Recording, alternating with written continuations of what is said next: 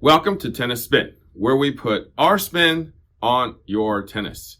Today, I'm going to be talking about the grip size, 4 1/2. Stay tuned.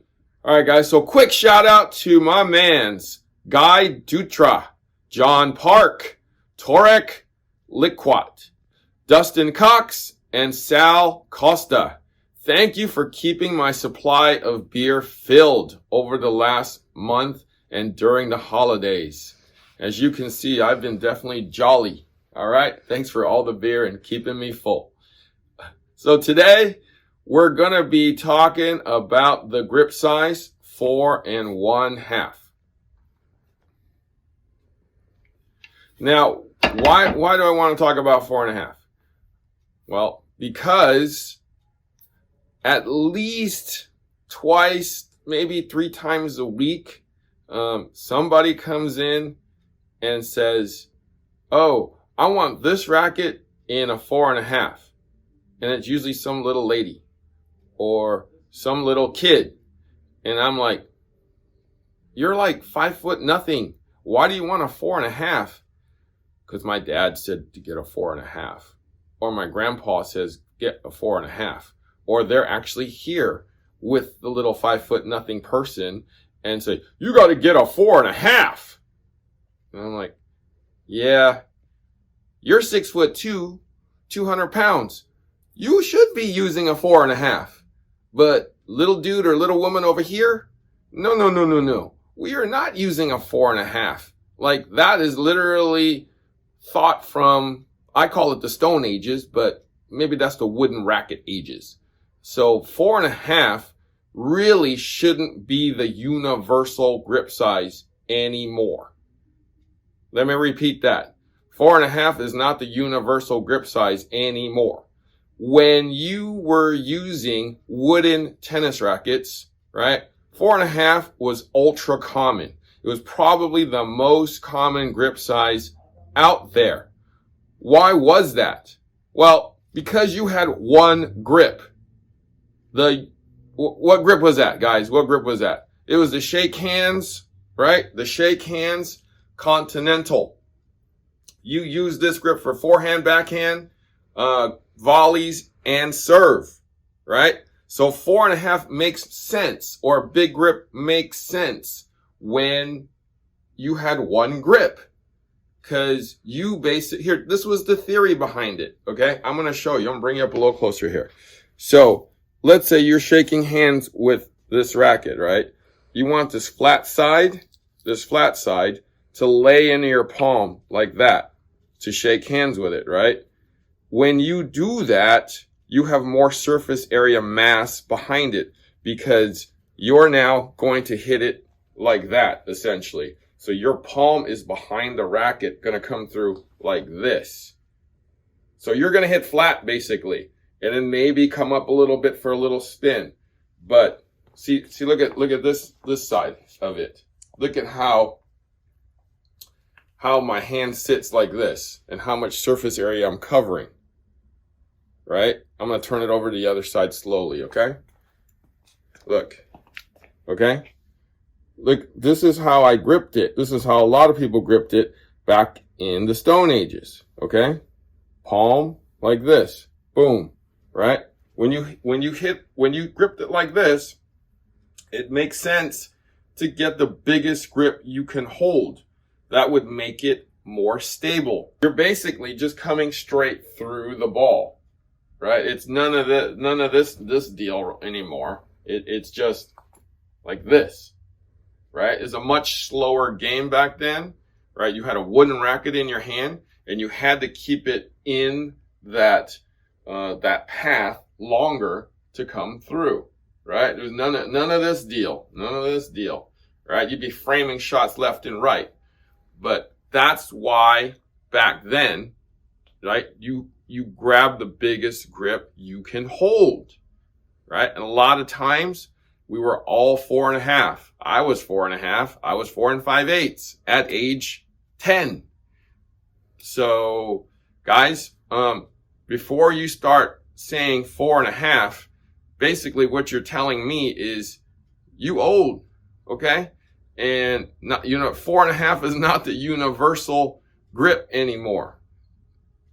3/8 and quarters are the best selling grip sizes now. I would say 3/8 number 1, quarter number 2, but definitely 4.25 is catching up to that 3/8 because you got Nadal using a quarter, you got Fed using a 3/8, you got Djokovic using a 3/8. So, and you're going to put an overgrip on it anyways.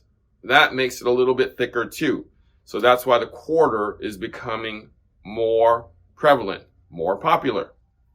So before you open your mouth and say 4.5, okay, think about who you're recommending it to. If it's your son who's 5'8" to 5'10", 6 foot tall, I get it. He got big hands probably. So, that makes more sense. But to say, get a 4.5, those days are like 30 to 40 years ago. We don't do 4.5 anymore. Just to give you an idea of how many 4.5s I sell these days, which is actually not many. I mean, the 4.5 today would be like the 4 5/8 that I would have sold maybe 15 years ago. And a lot of the companies have eliminated 4 5/8 off the map in at least half of their rackets. So 5/8 gone, right? Half of the racket's gone. So half is like the biggest grip now, except for a few models. On my wall here, right? What do I even carry in a 5/8? Just to give you an example, I have Prestiges in a half. I'll carry a Speed Pro in a half. I won't have a Radical in a half, although sometimes I do. So V-Core Pros, I'll definitely have in a half, even though they're more generous now with that, all their grip sizes. That half is kind of more like a 5/8.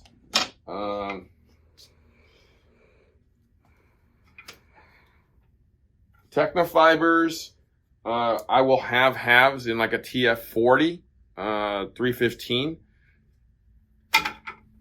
Pro Staffs, obviously, RFs, I gotta have halves, right? I gotta have halves because it's that person, okay? That person, that dad, that grandfather who wants that half in the Pro Staff. You know what I'm talking about? I'm talking about you. All right, so moving along. Ultras, I probably won't. I'll have to special order those. Clash 100 Tours, I usually do have a half. 98s, I will have a half. Lights, I won't. Okay? Blades, I will. 16, 19, 18, 20, I will have a half. Arrows, I will, just because it's so universal. Big people will be using that racket too. Strikes, I probably won't, or have very little. Okay? Pure drives, I definitely will, because I got 6 foot people starting the game too, or intermediates that use a half or even a 5/8 in that racket. But what is the universal grip now, and for a certain person? And what was the trend that I just talked about? Well, I definitely going to carry halves in player sticks, right? Because player sticks tend to be for men. They tend to be obviously bigger. They have bigger hands. Therefore, they're going to probably use a half, right? It's not universal. See, as you can see, I don't carry halves in, a lot of the rackets that are more powerful, that are lighter. I won't carry an Aero Pro Light in a half, or a Pure Aero Light in a half, or a Pure Aero Team, Pure Drive Team, because I probably won't sell that. It'll probably take me 2 years to sell a half in those type of rackets. But definitely in the intermediate advanced level player sticks, I will have a half, because I probably sell more halves in this racket than I would in a quarter, because that is the trend. That is the player, right? So guys, 4.5. Who is it for? Okay. Make sure you know who it's for. It's probably for you, but not your wife, not your kids, unless they're grown and big like you. All right. So don't make that mistake. Thank you for watching Tennis Spin, where we put our spin on your tennis.